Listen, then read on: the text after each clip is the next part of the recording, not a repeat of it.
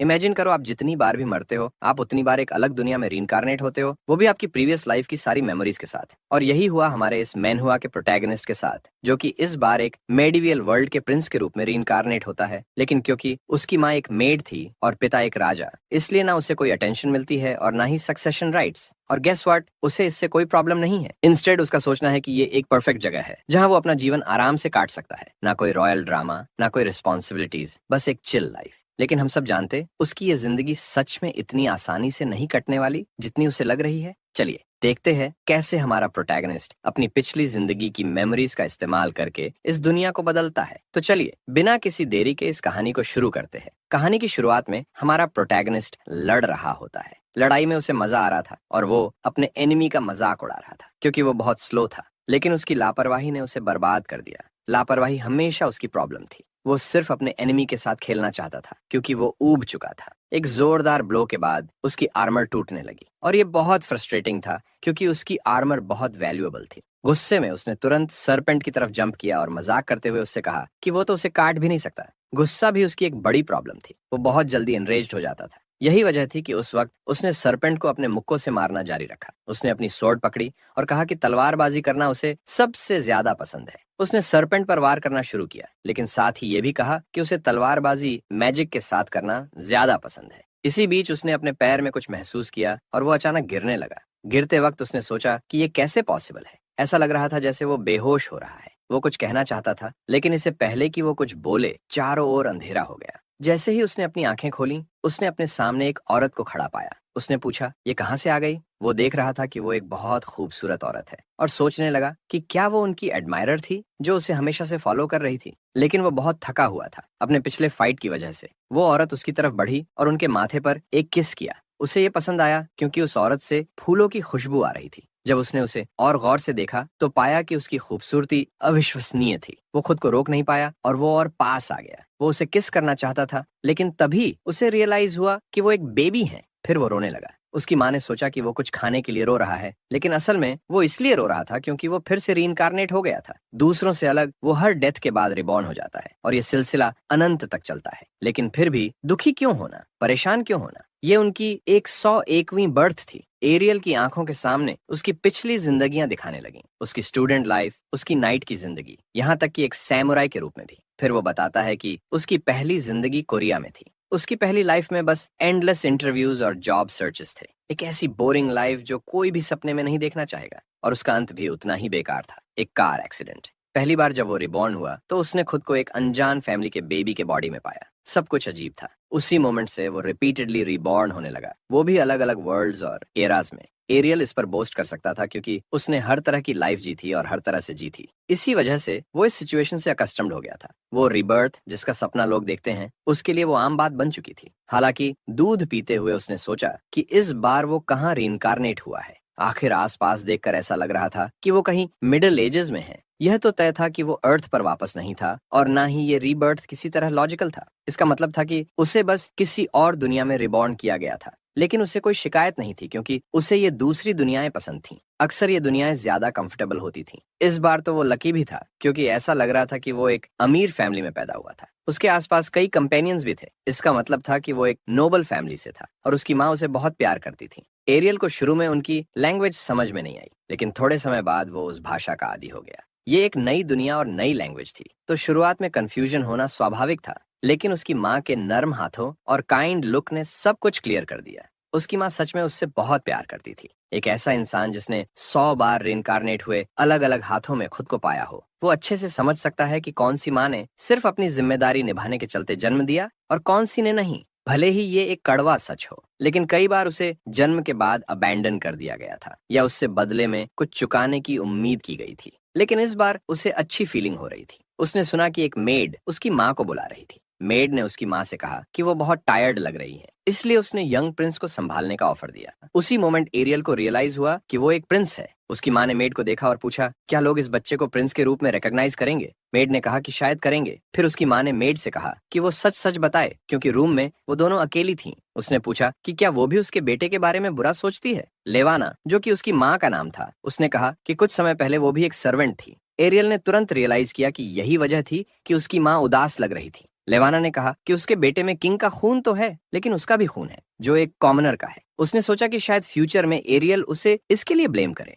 Made ने तुरंत disagree करते हुए कहा कि ऐसा कभी नहीं होगा। लेवाना ने कहा कि प्रिंस होने के बावजूद इंपीरियल खून के साथ भी उसका फ्यूचर आसान नहीं होगा। उसने कहा कि अगर उसका बेटा प्रिंस ना होता तो उसकी जिंदगी ज्यादा आसान होती। लेवाना ने एरियल की तरफ देखा और उससे माफी मांगी। वो जानती थी कि बाकी नोबल फैमिलीज उसके और उसके बेटे के बारे में क्या सोचती हैं। उसी की वजह से एरियल का थ्रोन इनहेरिट करने का कोई हक नहीं था। वो खुद को ब्लेम कर रही थी, लेकिन एरियल ने सब कुछ किया ताकि उसकी माँ के चेहरे से आंसू पोंछ सके। उसकी माँ ने तुरंत खुद को संभाल लिया, क्योंकि उसे लगा कि उसका बेटा शायद कुछ समझ रहा है और उसे कंफर्ट देने की कोशिश कर रहा है। मेड ने इस बात पर अग्री करते हुए स्माइल किया। एरियल ने यह दिखाने की कोशिश की कि उसकी माँ को उदास होने की जरूरत नहीं है, क्योंकि वो ठीक है। एरियल को कोई परवाह नहीं थी कि वो थ्रोन इनहेरिट करेगा या नहीं, और ना ही कि उसके फॉलोअर्स होंगे या नहीं। प्रिंस की जिंदगी उसके लिए पहले से ही लकी थी। वो फ्यूचर में किसी भी नोबल को इग्नोर कर सकता था जो उसे परेशान करने की कोशिश करेंगे। इंपीरियल फैमिली भी उसे कंट्रोल नहीं कर पाएगी, क्योंकि प्रिंस की लाइफ वैसे भी बिजी रहने वाली थी। ये उसकी 101वीं जिंदगी थी, एक नई दुनिया में, एम्परर के बेटे की तरह एक ऐसी जिंदगी जहां मिक्स्ड ब्लड एक अच्छी और प्लेजेंट लाइफ जी सकते थे। वो हर दिन महिलाओं के साथ एंजॉय कर सकता था और अपनी हर डिजायर पूरी कर सकता था।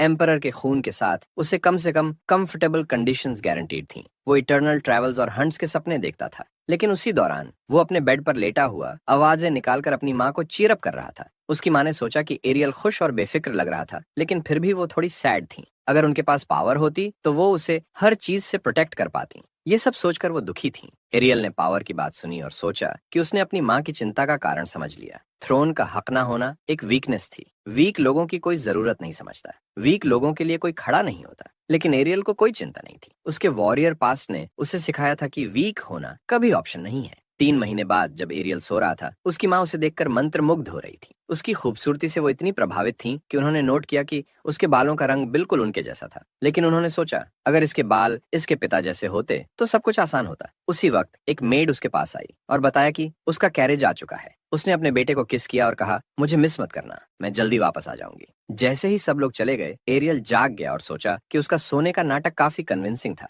उसने हल्की सी आवाज निकाली, लेकिन फिर चुप हो गया। वो उम्मीद कर रहा था कि नैनी उसके पास भागकर ना आए, क्योंकि जब से वो बेबी बना है उसे एक पल का भी पीस नहीं मिला। हर कोई उस पर नजर रखता रहता था, लेकिन अब जब वो अकेला था, उसने इस मौके का फायदा उठाने का सोचा। उसका फ्यूचर इस पर निर्भर था। चूंकि वो सिर्फ नाम का प्रिंस था, उसने सोचा कि क्या एम्परर के खून में कोई एंसेस्ट्रल पावर है। अगर ऐसा है तो उसे इसे सीखना होगा और इस्तेमाल करना होगा। उसने कंसंट्रेट किया और अपनी सारी पावर को गैदर करने की कोशिश की। उसे पता था कि ये दुनिया सिर्फ स्ट्रॉन्गेस्ट लोगों द्वारा रूल्ड होती है। जब तक आप स्ट्रांग नहीं होते, लोग आपको अपोज करने से डरते नहीं, लेकिन स्ट्रांग होने पर कोई आपकी खिलाफत करने की हिम्मत नहीं करता। एरियल के पास अपनी पिछली 100 जिंदगियों का अनुभव था, इसीलिए भले ही वो एक बेबी के शरीर में था, वो स्ट्रेंथ एक्यूमुलेट कर सकता था। इसका मतलब था कि पावर अवेलेबल थी। उसे अपनी 30वीं जिंदगी याद आई। उस जिंदगी में उसने चांस कियोंग नामक टेक्निक सीखी थी। ये मेथड उसे इनेट ची और ओरिजिनल ची को एक साथ ट्रेन करने की अनुमति देता था। उसने सोचा कि उसे अपनी बाकी जिंदगियों की स्किल्स को भी प्रैक्टिस करना चाहिए। भले ही वो एक बच्चे के शरीर में था, कोई ये सोच भी नहीं सकता था कि इस उम्र का बच्चा ट्रेनिंग कर रहा होगा।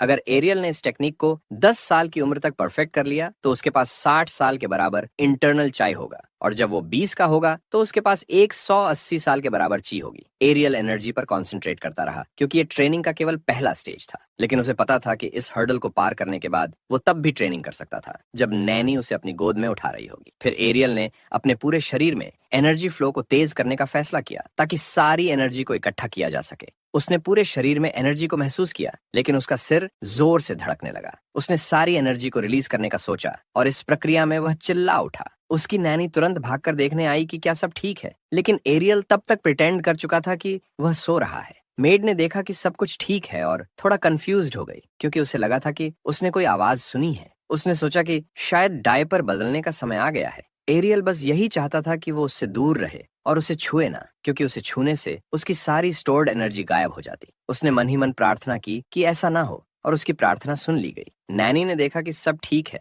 और सोचा कि शायद वह बुरे सपने देख रहा था। जैसे ही नैनी वहां से गई, एरियल ने खुद को एक पावर प्लांट की तरह महसूस किया। उसने सोचा कि उसने एनर्जी को एम्पलीफाई करके रखा है, लेकिन उसका शरीर जल रहा था। उसने महसूस किया कि बुखार बेबीज के लिए जानलेवा हो सकता है। फिर भी उसने परसिवियर किया, क्योंकि उसे लगता था कि किसी के अधीन जीने से मर जाना बेहतर है। उसने मैक्सिमम एनर्जी को एक्यूमुलेट करना शुरू किया और अपने लक्ष्य को पाने के लिए मेहनत करता रहा ताकि वो प्रॉस्परस लाइफ जी सके। इस बीच मेड ने भी कुछ आवाज सुनी और भागकर उसके कमरे में आई। उसने देखा कि एरियल बहुत पसीना बहा रहा था। मेड को समझ नहीं आया क्योंकि कुछ मिनट पहले वो आराम से सो रहा था। मेड ने फैसला किया कि उसे हर्बल बाथ देना चाहिए। जैसे ही वो बाथ तैयार करने के लिए गई, एरियल ने अचानक से उठकर अपनी आंखों से खुशी के साथ चारों तरफ देखा। उसने हाइपर एवोल्यूशन प्रीफ्रंटल लोब हासिल कर लिया था। जब मेड वापस आई तो उसने पूछा कि एरियल कैसा है। मेड ने देखा कि एरियल खुश है और उसने राहत की सांस ली। एरियल ने सोचा कि उसकी नैनी का मोना के साथ कोई अफिनिटी नहीं है। अब उसकी नई टेक्निक उसे एटमॉस्फेयर से मोना डिटेक्ट और अब्सॉर्ब करने की अनुमति देती थी।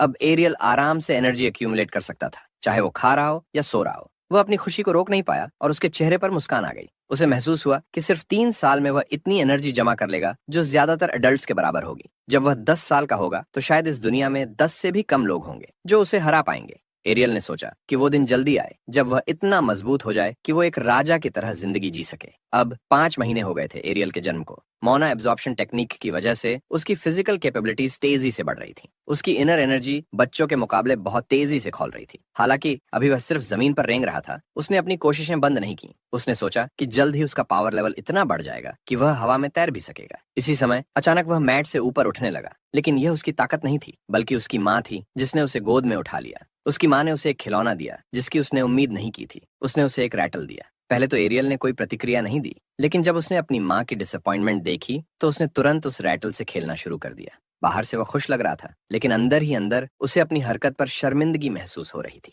उसकी माँ और मेड उसकी खुशी देखकर हंसने लगी। लेवाना ने खुशी खुशी कहा कि वह एरियल के साथ बहुत खेलेंगी। मेड ने उसकी रिएक्शंस की तारीफ की। उसकी माँ ने उसे ब्यूटीफुल कहा और पूछा, तुम किस पर गए हो? एरियल को यह अच्छा लगता था कि उसकी तारीफ होती है। उसे लगता था कि वह अपनी माँ पर गया है। हालांकि वह सोचता था कि प्यार मिलना एक लग्जरी है जिसे इस बार वह चेरिश करेगा। लेकिन तभी एरियल की एक्सप्रेशन बदल गई। उसकी माँ समझ नहीं पाई कि वह क्या चाहता है। दरअसल एरियल को सिर्फ एक चीज चाहिए थी, खाना। उसकी आंखों से आंसू बहने लगे और उसने अपने पूरे हाव भाव से यह जताने की कोशिश की। तुरंत ननी ने अंदाजा लगा लिया कि एरियल भूखा है। एरियल खुश हुआ और मन ही मन कहा कि उसकी नैनी सबसे अच्छी है। तुरंत उसे दूध दिया गया। जब हमारा हीरो दूध पीने में व्यस्त था तब बातचीत फाइनेंशियल सिचुएशन पर हो रही थी। नैनी और लेडी लेवाना इस बात पर चर्चा कर रही थी कि प्रिंस को अच्छा खाना खिलवाना जरूरी है, लेकिन फंड्स लगातार कम हो रहे थे। इस साल मैंशन की मेंटेनेंस का बजट काफी कट गया था, यहाँ तक कि एक बच्चे को पालना भी मुश्किल हो रहा था। एरियल को याद आया कि उसने कुछ समय पहले मेड्स की ऐसी बातें सुनी थी। लेडी लेवाना को अपने खाने पर सिग्निफिकेंट सेविंग्स करनी पड़ रही थी। उनके पास और कोई विकल्प नहीं था। एरियल को यह सुनकर यकीन नहीं हुआ। उसे लगता था कि एक प्रिंस के घर में ऐसी बातें सच नहीं हो सकती। लेकिन लेडी लेवाना हमेशा पॉजिटिव रहती थी। उन्होंने कहा कि भले ही स्थिति खराब है, कम से कम वे भूखे नहीं मर रहे। मेड ने कहा कि अच्छा हुआ सोल्जर्स की संख्या नहीं घटाई गई। यह सुनकर एरियल सोचने लगा कि क्या स्थिति वाकई इतनी बुरी है। उसने समझा कि उसकी माँ सिर्फ एक कॉन्क्यूबाइन है, ना उनके पास पावर था और ना स्टेटस। भले ही उन्होंने एक प्रिंस को जन्म दिया था, एरियल खुद को प्रिंस भी नहीं मानता था। उसने सोचा अगर कुछ नहीं किया गया तो जरूर कुछ बुरा होगा। एरियल को यकीन नहीं हुआ कि एक प्रिंस को बचपन में ही मरने दिया जाएगा। लेवाना को राजा से मिलने का मौका भी नहीं दिया गया था। वह कहती थी कि राजा से मिलना असंभव है क्योंकि वह बहुत बिजी हैं। अब एरियल को सब समझ आने लगा। उसकी माँ कैरेज में बार बार राजा से मिलने जाती थी, लेकिन उन्हें सफलता नहीं मिलती। एरियल को ये बात समझ नहीं आई कि राजा अपनी ही संतान की माँ के साथ इतना क्रूअल व्यवहार कैसे कर सकता है। नोबल्स से तो उसकी माँ पहले ही काफी कुछ झेल चुकी थी। एरियल ने रोना शुरू कर दिया। इस पर नैनी ने उसे उसकी माँ की गोद में दे दिया।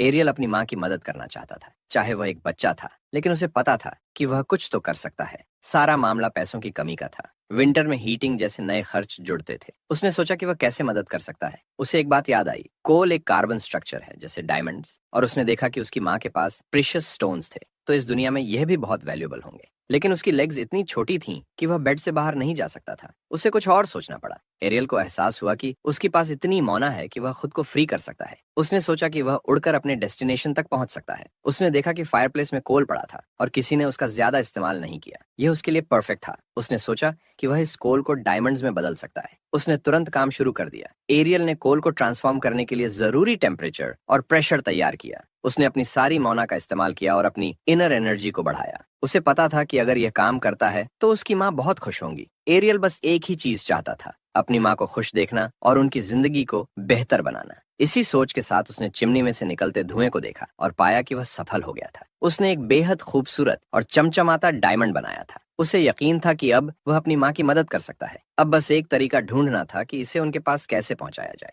सुबह जब मेड एरियल के कमरे में आई तो उसने पाया कि एरियल अपने बिस्तर पर नहीं था। उसने सोचा, एरियल इतने ऊंचे बेड से कैसे नीचे आ सकता है। मेड को यह भी लगा कि एरियल पूरी रात ठंडी जमीन पर रहा होगा। उसने उसे अपनी गोद में उठाया और देखा कि वह गंदा हो गया था। कमरे में हर जगह गड़बड़ थी। फायरप्लेस और कारपेट पूरी तरह बिखरे हुए थे। मेड ने कहा, अब एरियल को ठंडी जमीन पर और नहीं रहने दिया जा सकता। लेकिन एरियल सोच रहा था कि अब चिंता करने की कोई जरूरत नहीं। तभी नैनी ने देखा कि एरियल के मुंह में कुछ है। उसने पूछा, एरियल तुम्हारे मुंह में क्या है? तुम्हें कुछ भी मुंह में नहीं डालना चाहिए। लेकिन जैसे ही एरियल ने अपना मुंह खोला, उसने देखा कि वह एक डायमंड है। मेड ये समझ नहीं पाई कि यह डायमंड कहाँ से आया। उसने सोचा, क्या यह जमीन पर पड़ा था? लेकिन ट्रेजरी की देखभाल वही करती थी और वहां कोई डायमंड मिसिंग नहीं था। उसने एरियल को गले लगाया और उसे धन्यवाद दिया। एरियल सोच रहा था कि उसकी माँ यह देखकर कितनी खुश होंगी। इस डायमंड की मदद से महल में सामानों की गाड़ियां भरकर आने लगीं। इतनी लकड़ी आ गई कि सर्दी आराम से कट जाए। जनरल प्रोविजंस भी मिल गईं। ये डायमंड इतना कीमती था कि उसने 5 साल के लिविंग एक्सपेंसेस को कवर कर दिया। लेवाना ने पूछा, क्या हमने सही किया? कहीं ये किसी और का तो नहीं था? मेड ने कहा,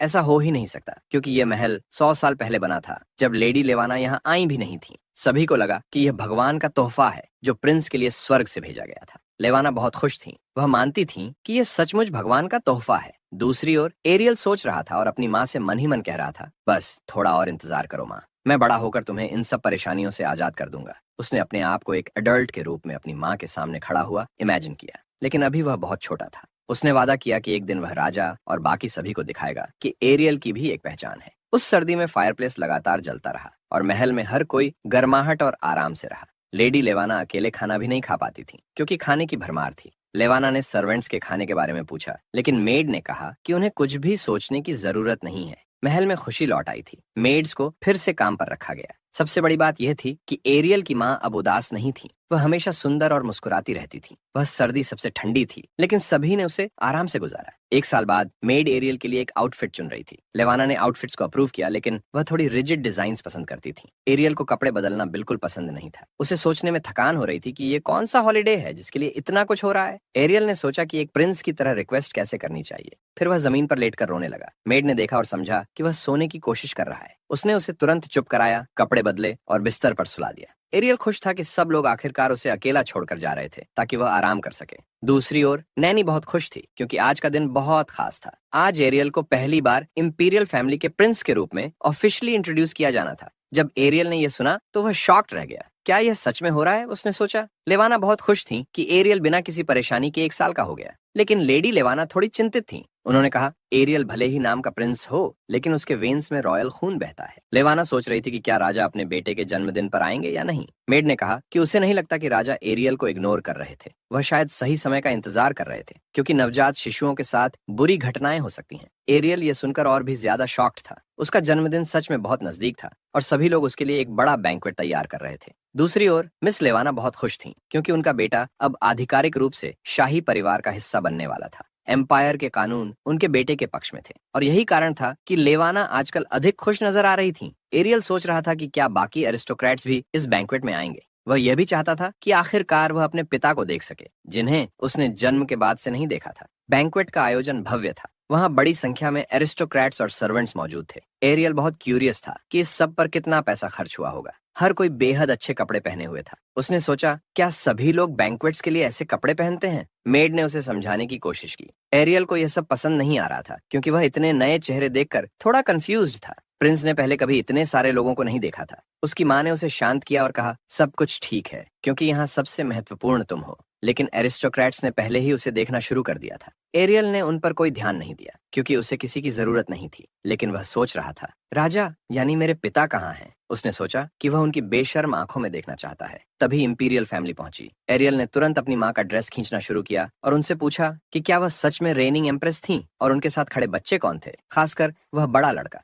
एरियल ने देखा कि हर कोई उनकी माँ को ऐसे इग्नोर कर रहा था जैसे वह वहां एग्जिस्ट ही नहीं करती। लेकिन उसकी माँ इस पेडेंटिक बिहेवियर से जरा भी आहत नहीं हुई। उसने एरियल से पूछा कि क्या उसे कोई परेशानी हो रही है और कहा कि यह सब जल्दी खत्म हो जाएगा। जब उसकी माँ मुस्कुराई, एरियल ने देखा कि उनकी नजर कहीं और थी। वह राजा यानी एरियल के पिता की ओर देख रही थी। राजा एक अविश्वसनीय ऊर्जा के साथ खड़े थे। जैसे ही वह वहां से गुजरे, सारे चैटी नोबल्स और सर्वेंट्स चुप हो गए। सबने उनके सामने सिर झुका दिया। एरियल ने भी उनकी पावर महसूस की जो मास्टर्स के स्तर की थी। एरियल यह नहीं समझ पाया कि उसके पिता उसे देख रहे थे या उसकी माँ को। उसने सोचा, काश रिबर्थ ने मुझे दूसरों के थॉट्स पढ़ने की शक्ति दी होती। इसके बाद सभी ने एरियल को गिफ्ट्स देना शुरू किया। सभी ने उसे बधाई दी और इसे उसके लिए एक बड़ा सम्मान माना। लेकिन जब इंपीरियल फैमिली ने उसे बधाई दी तो उन्होंने बिना झिझक अपना एटीट्यूड उसकी माँ और उसके प्रति दिखाया। एरियल को यह सब बिल्कुल अच्छा नहीं लगा। उसने अपनी माँ की गोद से बाहर निकलने और उन लोगों पर अटैक करने की कोशिश की। उसने सोचा, इन लोगों की हिम्मत कैसे हुई मेरी माँ के साथ ऐसा व्यवहार करने की।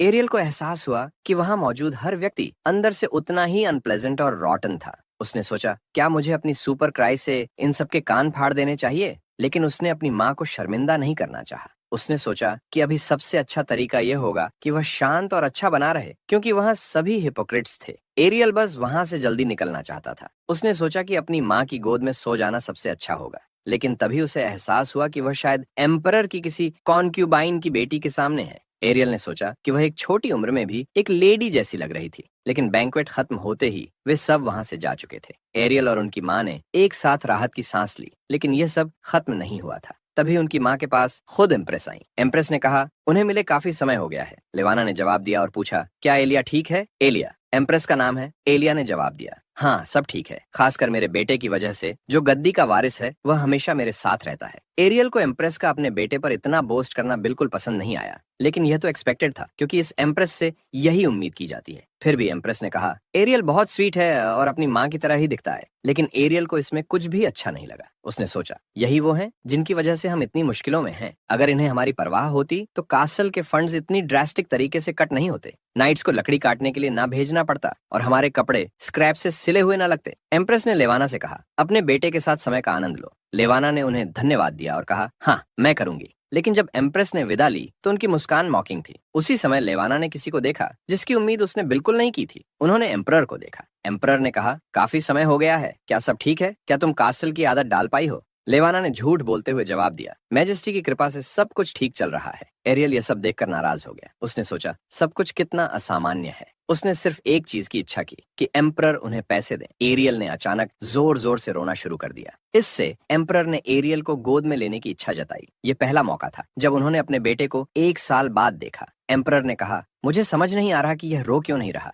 बाकी बच्चों ने तो मुझे देखकर कभी रोना बंद ही नहीं किया। एरियल ने सोचा, क्या मुझे बस मुस्कुरा देना चाहिए? आखिरकार एक ऐसा आदमी जो अपने बेटे की मुस्कान से पिघल न सके, उसे पिता कैसे कहा जा सकता है? एम्परर ने उसे गोद में लिया और एरियल ने एक अजीब सी मूवमेंट शुरू की ताकि एम्परर उसे नीचे उतार दे। लेवाना ने कहा, वह अभी वॉक नहीं कर सकता, वह सिर्फ 1 साल का है। लेकिन उसी समय एरियल खड़ा हुआ और चलने लगा। सभी लोग दंग रह गए। एरियल को एहसास था कि वह इस पल का केंद्र बिंदु है। उसने सोचा, मुझे अपना सब कुछ दिखाना होगा। आखिरकार वह प्रिंस एरियल है। एरियल ने टेबल तक चलने की कोशिश की, लेकिन जैसे ही उसने उस पर लीन किया, पूरी टेबल कोलैप्स हो गई। सभी प्रोडक्ट्स और ड्रिंक्स नीचे गिरने लगे। लेवाना और एम्परर बहुत चिंतित हो गए क्योंकि हर चीज गिर रही थी, टूट रही थी और फैल रही थी। लेकिन एरियल के लिए यह सब ठीक था क्योंकि यह उसकी स्ट्रेटेजी का हिस्सा था। वह चाहता था कि लोग प्रिंस की पहली स्टेप्स को सेलिब्रेट करें और इस शॉकिंग इफेक्ट के लिए उसने सही समय चुना था। जब वह जमीन पर गिरा तो उसने रोने और चिल्लाने का फैसला किया। आखिरकार वह एक बच्चा है। एम्परर ने उसे उठाया और देखा कि एरियल बस वाइन से गंदा हो गया था, लेकिन उसे कोई चोट नहीं लगी थी। मेड ने तुरंत एरियल को एम्परर से लेने की कोशिश की, लेकिन एम्परर ने कहा, कोई बात नहीं। तभी एम्परर ने देखा कि एरियल के आउटर क्लोथ्स के नीचे जो कपड़े थे वे बहुत ही खराब हालत में थे। मेड शॉक थी क्योंकि उसने एरियल को अच्छे कपड़े पहनाए थे। सभी ने देखना शुरू किया और बातें करने लगे कि ऐसे कपड़े एक प्रिंस के लिए बिल्कुल अनवर्दी थे। लेकिन एम्परर गुस्से में आ गए और सभी को चुप रहने का आदेश दिया। एम्परर ने सवाल किया, एरियल कैसी जिंदगी जी रहा था जो उसे इतने खराब हालातों में रहना पड़ रहा है? एरियल अंदर ही अंदर सेलिब्रेट कर रहा था क्योंकि यह सब उसी का प्लान था। असल में उसी सुबह जब नैनी एरियल के कपड़े तैयार कर रही थी, उसने अपनी पूरी एनर्जी लगाई और कपड़े को पूरी ताकत से खींचना शुरू कर दिया। फिर उसने कपड़ों को स्लॉपी और खराब दिखाने की कोशिश की, जो ज्यादा मुश्किल नहीं था। कपड़े इतने फ्रैजाइल थे कि एरियल ने उन्हें आसानी से अपने हाथों से फाड़ दिया। बस थोड़ा सा रब करने से कपड़ों में श्रेड्स आ गए। फैंसी कपड़ों के पीछे एक अनकंफर्टेबल ट्रूथ छिपी थी जिसे एरियल ने रिवील कर दिया। इसके बाद एम्परर ने एरियल की माँ से पूछा, क्या तुम एक्सप्लेन नहीं करोगी कि ये सब कैसे हुआ? अगर स्टेटस मेंटेन करना इतना मुश्किल था तो इसकी वजह क्या थी? एरियल की माँ बहुत परेशान हो गई, लेकिन एम्परर ने ज्यादा सवाल नहीं किए क्योंकि उसे पता था कि इसका कोई फायदा नहीं। एम्परर ने अपने ट्रस्टेड मैन जनेल को बुलाया और पूछा, कॉन्क्यूबाइंस के कास्टल्स के मेंटेनेंस के लिए कितना बजट एलोकेट किया गया था और क्या मेरा ऑर्डर ठीक से लागू हुआ? जनेल ने कहा कि उसने एम्परर के ऑर्डर के अनुसार बजट इक्वली डिस्ट्रीब्यूट किया था। लेकिन एम्परर इस इक्वली शब्द का मतलब नहीं समझ पा रहे थे क्योंकि सब कुछ गलत था। उन्होंने तुरंत बजट रिपोर्ट लाने का आदेश दिया। एरियल ने यह सब देखा और समझ गया कि भले ही यह इंटेरोगेशन जैसा लग रहा था, यह जानने का अच्छा मौका था कि उसके पिता कैसे इंसान थे। एरियल की मां ने कहा, यह सब मेरी गलती है, लेकिन एम्परर ने एरियल को गोद में ले लिया। वहीं एरियल को समझ में आया कि यह मौका उनके लिए कितना इंपॉर्टेंट था। उसने अपनी माँ और नैनी से कहा, थोड़ा और सहन करो। उधर एम्परर के सेक्रेटरी ने डॉक्यूमेंट्स डिलीवर किए। सभी को समझ आ रहा था कि अब क्या होने वाला है। जैसे ही एम्परर ने डॉक्यूमेंट्स देखे, उन्होंने अपनी पावर से उन पेपर्स को जला दिया। ये देखकर एरियल बहुत हैरान हुआ। उसने सोचा भी नहीं था कि एम्परर को इन सब के बारे में पता नहीं होगा। एम्परर ने एम्प्रेस की तरफ देखा और पूछा, ये क्या हो रहा है? ऐसा क्यों है? मेरे प्रीडिसेसर ने कॉन्क्यूबाइंस के लिए लगभग कुछ भी नहीं छोड़ा। लेकिन एम्प्रेस ने प्रिटेंड किया कि वह कुछ नहीं जानती। फिर एम्परर ने बहुत सीरियस एक्सप्रेशन के साथ पूछा,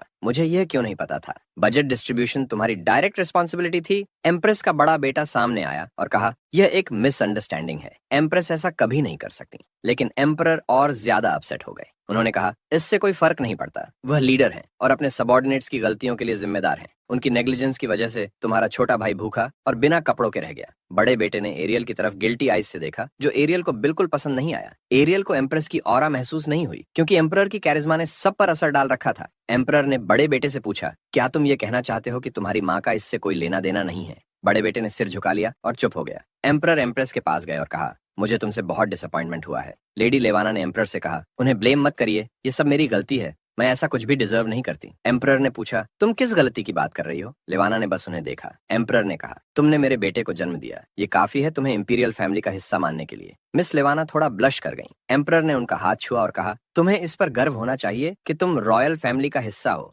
दोनों ने एक दूसरे की तरफ गहराई से देखा। यह नजारा एम्प्रेस को बिल्कुल अच्छा नहीं लगा। फिर एम्परर ने एम्प्रेस से कहा, जो लोग इसके लिए जिम्मेदार हैं, उन्हें ढूंढो और सजा दो। अब मैं ऐसी गलतियों को और बर्दाश्त नहीं करूंगा। एम्प्रेस ने जमीन की तरफ देखा। उनके हाथ बहुत तेजी से कांप रहे थे, लेकिन फिर भी उन्होंने कहा कि वह इंश्योर करेंगी कि ऐसा कभी दोबारा न हो। एम्परर ने उन्हें एक बार और देखा और चेतावनी दी कि यह उनकी आखिरी बार है। अगली बार उन्हें सजा दी जाएगी। एम्प्रेस ने बार बार माफी मांगी और वादा किया कि वह कल्प्रिट को ढूंढेंगी और उन्हें सख्त सजा देंगी। लेकिन अंदर से वो इन घटिया लोगों को ही दोष दे रही थी। एम्प्रेस ने लेवाना के पास आकर कहा कि उन्हें समझ नहीं आ रहा कि ऐसा कैसे हुआ और वह खुद को जस्टिफाई भी नहीं कर पा रही थी। एरियल ने समझ लिया कि वह सिर्फ प्रिटेंड कर रही थी और सोचा कि कोई भी उनके इतने खराब एक्ट पर भरोसा नहीं करेगा। फिर भी उसकी माँ ने कहा कि एम्प्रेस को उनसे माफी मांगने की जरूरत नहीं है। एरियल को बिल्कुल समझ नहीं आ रहा था कि उसकी माँ ऐसा क्यों कर रही थी। वह कम से कम एम्प्रेस को डांट तो सकती थी क्योंकि यह सब उनकी वजह से हुआ था। एम्प्रेस ने कहा, ऐसा दोबारा कभी नहीं होगा।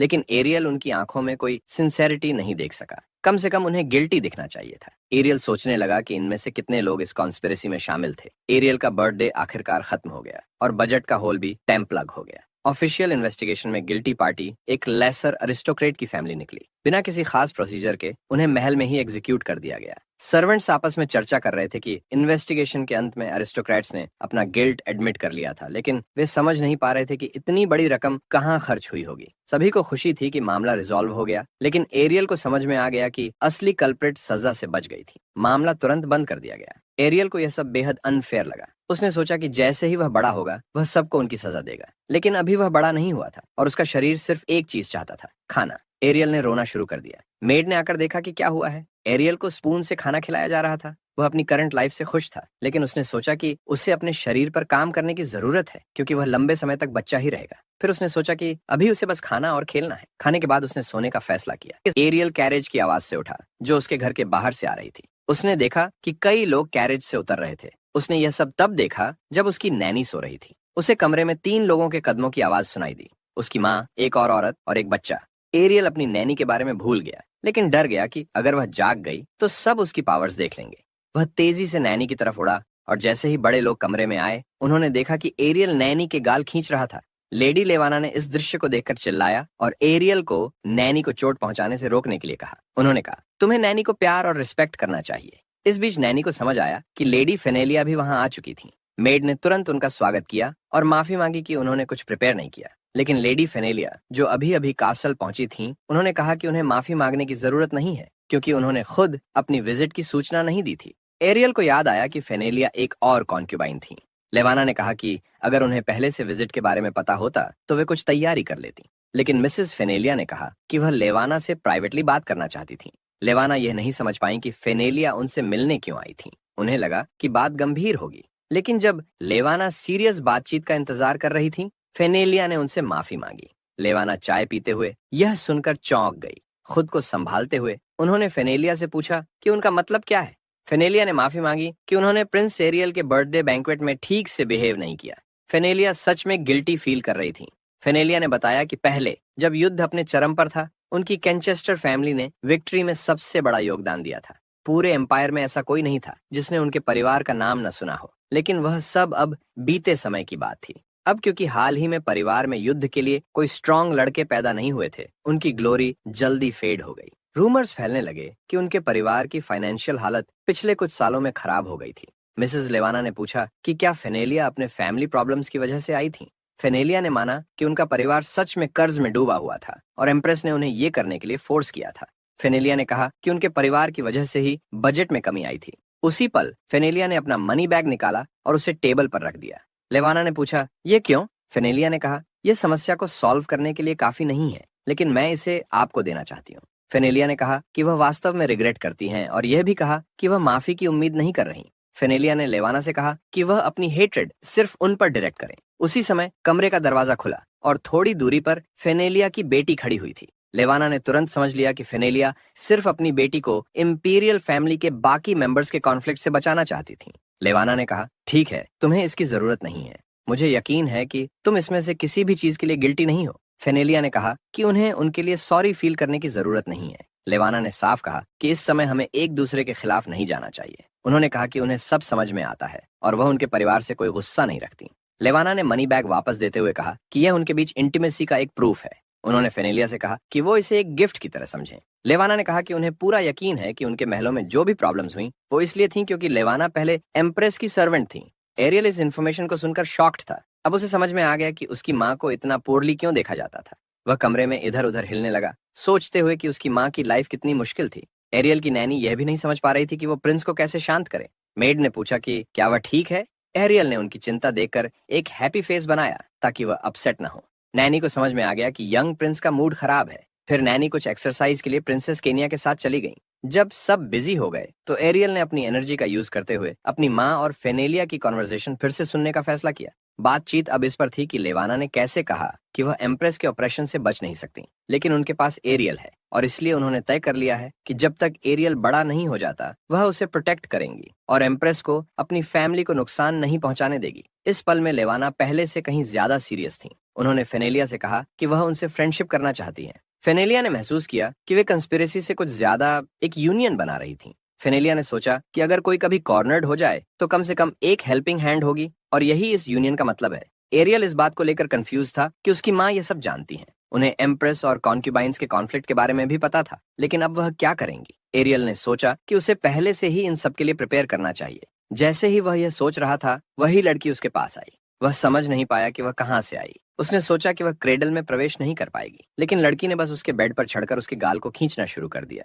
उसे यह करते हुए बहुत मजा आ रहा था। एरियल ने सोचा, मैं कोई खिलौना नहीं हूं जो तुम मेरे गाल पिंच करती रहो। एरियल ने सोचा कि कोई तो उसे बचा ले। तभी मेड दौड़ती हुई आई और कहा, हमारा एरियल कितना प्यारा है। एरियल को समझ में आ गया कि अब सब खत्म हो गया। नैनी ने कहा कि प्रिंसेस को एरियल से मिलने बार बार आना चाहिए। प्रिंसेस ने तुरंत कहा, हाँ, मुझे एरियल से मिलना बहुत अच्छा लगेगा।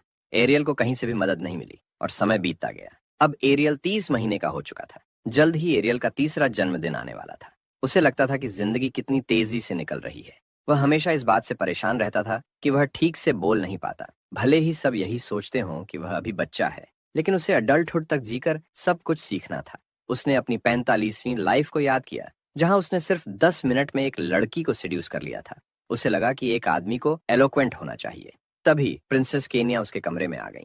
वह भागती हुई आई और एरियल से मिलने लगी। एरियल ने उससे बचने की कोशिश की और छिपने का फैसला किया, लेकिन भले ही उसने कोशिश की हो, प्रिंसेस केनिया ने उसे जल्दी से ढूंढ लिया। एरियल अपसेट और डिप्रेस्ड हो गया, लेकिन प्रिंसेस केनिया बस उसके साथ हाइड एंड सीक खेलना चाहती थी। एरियल ने मना करना चाहा, लेकिन प्रिंसेस ने उसे खींचते हुए एक बड़े कमरे में ले गई। एरियल ने समझा कि फेनेलिया की विजिट के बाद से प्रिंसेस केनिया उससे अक्सर मिलने आ रही थी। उसने सोचा कि शायद यह नैनी की कही बातों की वजह से है। फिर भी उसे इसमें कुछ गलत नहीं लगा, क्योंकि यही तरीका था जिससे उसकी माँ लेवाना और फेनेलिया एक स्ट्रांग फ्रेंडशिप बना सकती थी। मेड ने हमेशा कहा कि एरियल बहुत लकी है कि उसकी एक अच्छी बहन है। केनिया ने कहा, भले ही एरियल अभी छोटा है, मैं उसके साथ खेलूंगी और उसका ध्यान रखूंगी, लेकिन जब वह बड़ा होगा उसे मेरा ध्यान रखना होगा। उसने एरियल से वादा करने के लिए कहा। एरियल ने अग्री किया और उसे धन्यवाद दिया, लेकिन वह समझ नहीं पाया कि केन्या उससे इतनी obsessed क्यों थी। तभी केन्या ने कहा कि वह उसे अडोर करती है क्योंकि लियोनेल और मेरिल की तुलना में एरियल के साथ खेलना ज्यादा मजेदार है। केन्या ने एरियल को गोद में उठा लिया और कहा कि अब प्ले टाइम शुरू होगा। वह उसे अपने साथ खेलने की जगह तक ले जाने लगी, लेकिन एरियल सफोकेट होने लगा और उसने मदद मांगी। केन्या के एंटुराज में से एक मेड ने कहा कि प्रिंस एरियल को ऐसे उठाने से उसे चोट लग सकती है। मेड ने केन्या से एरियल को नीचे रखने के लिए कहा। मेड ने बताया कि भले ही वह प्रिंसेस हो, लेकिन वह अभी भी एक बच्ची हैं और उन्हें हैवी चीजें नहीं उठानी चाहिए। एरियल ने अपनी किस्मत को धन्यवाद दिया कि वह बच गया, लेकिन प्रिंसेस केन्या खुश नहीं थी। उन्होंने जोर से कहा कि वह खेलना चाहती हैं। मेड ने कहा कि वह ड्राइंग कर सकती हैं या कोई इंस्ट्रूमेंट बजा सकती है। केन्या ने कहा कि वह इन सब चीजों से थक चुकी हैं, ये सब बहुत बोरिंग है। केन्या ने स्टिक उठाते हुए कहा कि वह सोर्ड चलाना सीखना चाहती हैं, क्योंकि उन्होंने अपने भाई काइल को ऐसा करते देखा था। एरियल ने देखा कि केन्या स्टिक से प्रैक्टिस कर रही थी। उसने देखा कि उनका बॉडी बैलेंस अच्छा था, भले ही वह एक साधारण लकड़ी पकड़ रही थी। एरियल फेंसिंग बहुत पसंद करता था और उसे वह सेंसेशन मिस होने लगी। प्रिंसेस ने कहा कि वह फेंसिंग सीखना चाहती है ताकि वह स्ट्रांग बन सकें और नाइट्स को हरा सकें, लेकिन मेड ने कहा कि प्रिंसेस फेंसिंग नहीं सीख सकती। यह सुनकर केन्या अपसेट हो गई। उन्होंने पूछा, जब मेरे भाइयों काइल और लियोनेल को यह सीखने दिया जाता है तो मुझे क्यों नहीं? मेड ने कहा कि प्रिंसेस को अपने हाथ गंदे नहीं करने चाहिए, प्रिंसेस को एलिगेंट और फेमिनिन रहना चाहिए। लेकिन तभी मेड ने देखा कि उनकी सोर्ड गायब थी। केन्या ने सोर्ड उठा ली थी और कहा कि वह फेंसिंग सीखेंगी और यह तय है। मेड ने उन्हें रोकने की कोशिश की और कहा कि कम से कम वो सोर्ड शीथ से प्रैक्टिस करें, लेकिन केन्या अपनी बात पर अड़ी रही। एरियल वहां खड़ा यह सब देखकर खुश था। उसे अपनी छोटी बहन केन्या पहले से ज्यादा पसंद आने लगी थी। एरियल अब 5 साल का हो चुका था। वह हॉर्स राइडिंग सीखने की कोशिश कर रहा था, लेकिन अपनी पूरी ताकत लगाकर भी वह सिर्फ एक टॉय हॉर्स पर सवार था, क्योंकि वह अभी भी बच्चा था। मेड ने एरियल से पूछा कि क्या वह असली घोड़े की सवारी नहीं करना चाहता, लेकिन प्रिंस का जवाब था कि वह सिर्फ अपने खिलौने वाले घोड़े की सवारी करना चाहता है, क्योंकि यह बिल्कुल भी खतरनाक नहीं है। मेड ने कहा, सभी लड़कों को हॉर्सेस और सोर्ड्स में इंटरेस्ट लेना चाहिए और तुम्हारे लिए भी यह सही समय है।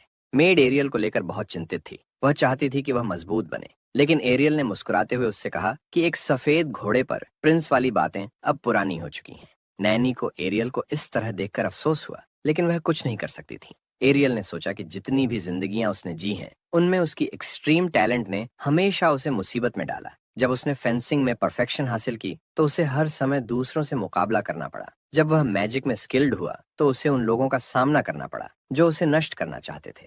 एरियल ने सोचा, इतनी सारी स्किल और टैलेंट बस कॉन्फ्लिक्ट ही लाती हैं। मेड चाहती थी कि एरियल प्रोडक्टिवली काम करे, लेकिन जैसे ही दरवाजा बंद हुआ और मेड की नजर उससे हटी, एरियल तुरंत बिस्तर पर लेट गया। उसने सोचा, काम करना लूजर्स का काम है। एरियल अक्सर रोता रहता और दूसरों से तरस की भीख मांगता, लेकिन असल में वह सिर्फ स्टडी नहीं करना चाहता था। मेड ने कहा कि एरियल अब 5 साल का हो चुका है और यह सही उम्र है दुनिया को हर एंगल से समझने की। एरियल ने मेड को जवाब दिया, मुझे बाहरी दुनिया के बारे में कुछ भी जानने की जरूरत नहीं है, मुझे इसकी कोई परवाह नहीं। मेड ने एक लंबी सांस ली और कहा, तुम ऐसे बात करते हो जैसे तुमने कई जिंदगियां जी हो। यह सुनकर एरियल चौंक गया। उसे लगा कहीं मेड ने उसका सीक्रेट तो नहीं जान लिया। उसने जल्दी से कहा, ऐसा कुछ नहीं है, और कुर्सी के बाजू पर लेट गया।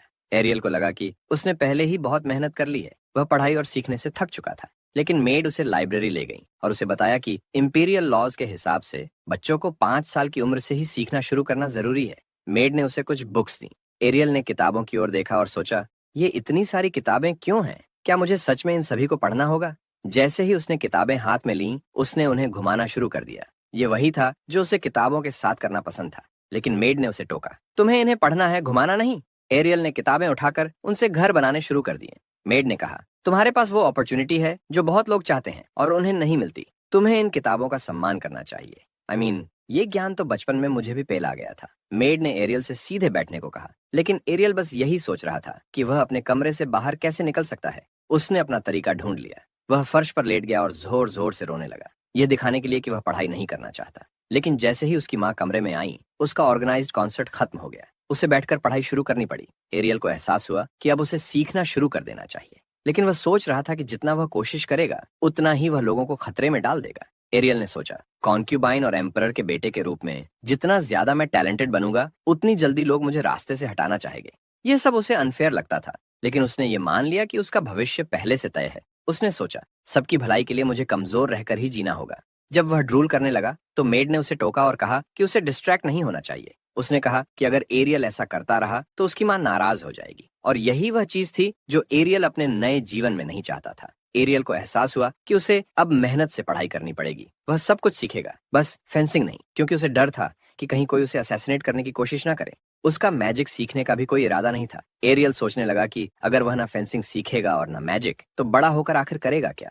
लेकिन उसकी ये उम्मीदें ज्यादा दिन तक नहीं चली। एक हफ्ते बाद उसकी नैनी ने कहा कि एरियल को मैजिक सिखाने के लिए एक टीचर आ रहे हैं। ये सुनकर एरियल ने जोर से चिल्लाया, क्योंकि वह विजर्ड नहीं बनना चाहता था। उसने सोचा कि अगर कोई विजर्ड उसकी मोना को सेंस कर लेगा तो वह तुरंत समझ जाएगा कि उसकी मैजिक अभी दुनिया की सबसे ताकतवर मैजिक है। वह किसी भी तरह अपनी एबिलिटीज को छिपाना चाहता था। नैनी ने एरियल को कुछ करने का मौका ही नहीं दिया। वह उसका हाथ पकड़कर रूम तक ले गई और बोली, डरो मत, सब कुछ जल्दी और बिना दर्द के खत्म हो जाएगा। जैसे ही एरियल ने रूम में कदम रखा, उसने टीचर के चेहरे पर एक हैरानी भरा एक्सप्रेशन देखा।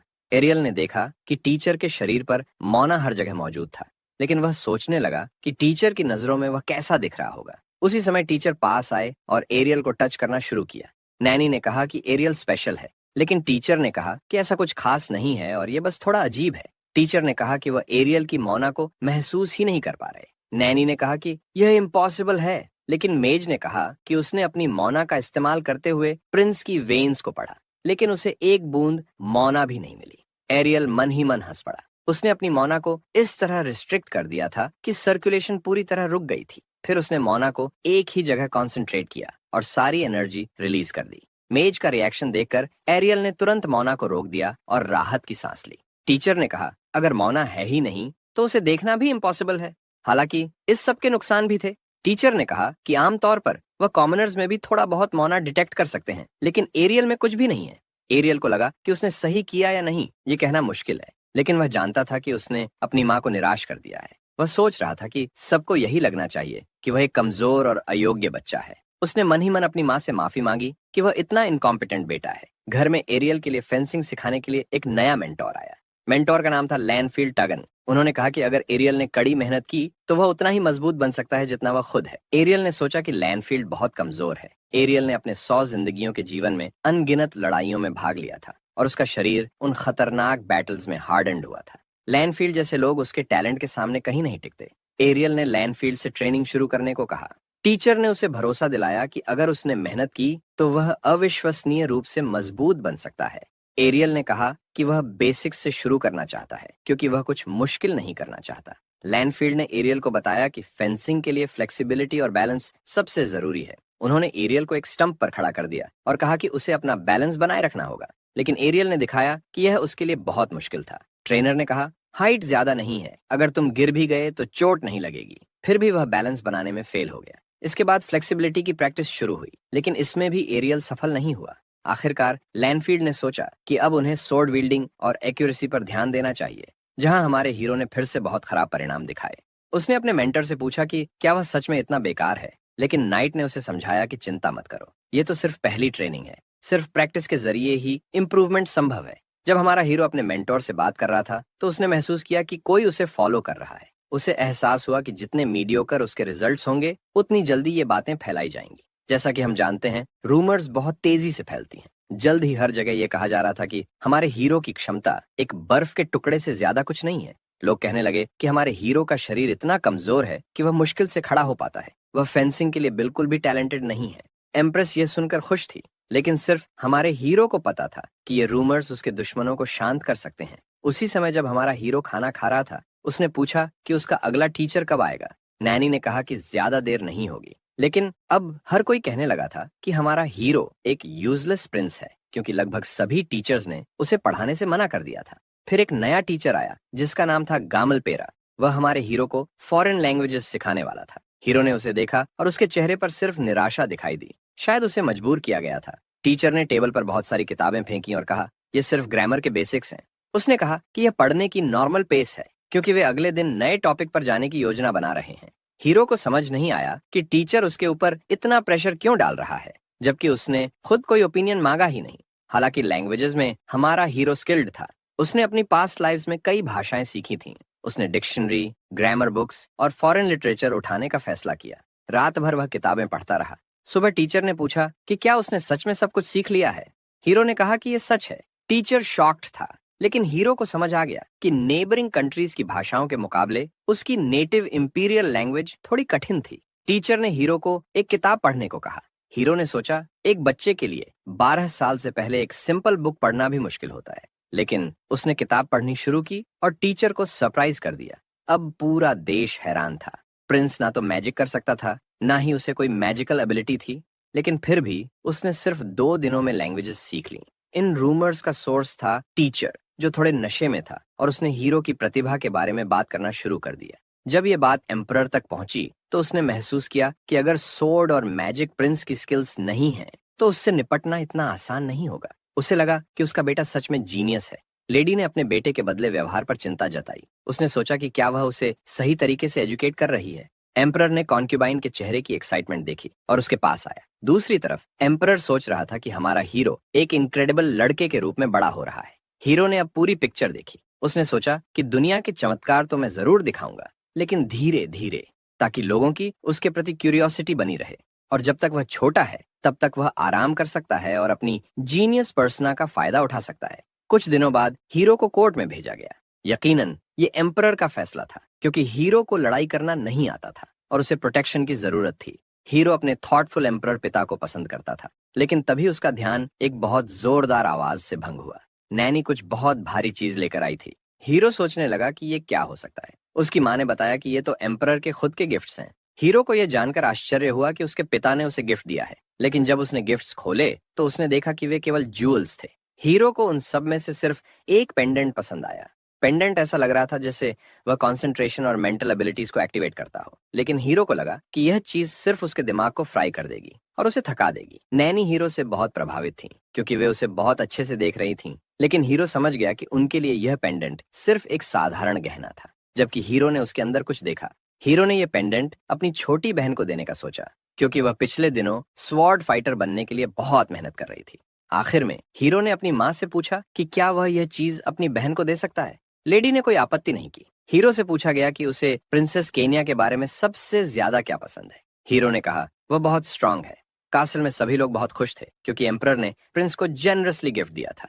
हीरो टेबल पर बैठा था और उसकी नैनी उसे डिजर्ट सर्व कर रही थी। ये स्वीट्स बेस्ट शेफ्स के द्वारा बनाई गई थी, लेकिन हीरो ने सब टेस्ट किया और महसूस किया कि डिजर्ट्स में चीनी की कमी थी। नैनी ने पूछा कि क्या उसे शेफ को बुलाना चाहिए। थोड़ी देर चुप्पी के बाद हीरो ने कहा एल्केमिस्ट को बुलाओ। नैनी ये सुनकर शॉक्ड रह गई। हीरो कोका कोला या चॉकलेट का स्वाद रिक्रिएट करवाना चाहता था, लेकिन हीरो को पता था कि अगर वह इसे एक्सप्लेन करने की कोशिश करता तो नैनी कुछ नहीं समझ पाती। हीरो ने सोचा एक 5 साल का बच्चा अगर एल्केमिस्ट से यह डिमांड करे तो ये कितना अजीब लगेगा, लेकिन उसके पास्ट लाइफ के फ्लेवर्स को एल्केमिस्ट की मदद के बिना रिक्रिएट करना असंभव था। हीरो ने यह भी सोचा कि कोका कोला जैसी चीज बनाना उसके बस की बात नहीं थी, क्योंकि इस दुनिया में ऐसी टेक्नोलॉजी एग्जिस्ट ही नहीं करती। फिर भी हीरो एक चिल्ड स्वीट फिजी ड्रिंक का सपना देख रहा था। क्योंकि वह जीनियस था, उसने कुछ सोचने का फैसला किया।